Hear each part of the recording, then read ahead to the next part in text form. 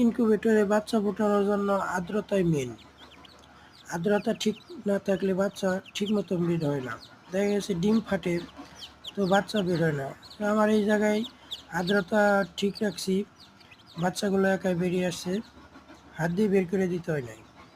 তো আর্দ্রতা কম থাকলে দেখা গেছে ডিম ফাটে কিন্তু বাচ্চা বের হয় না।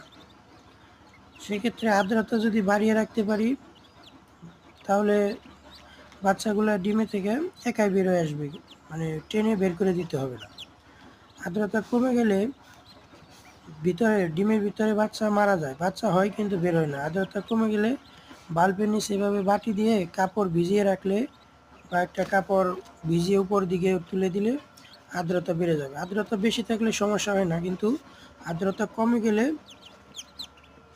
বাচ্চা ফুটে না, বাচ্চা মারা যায়।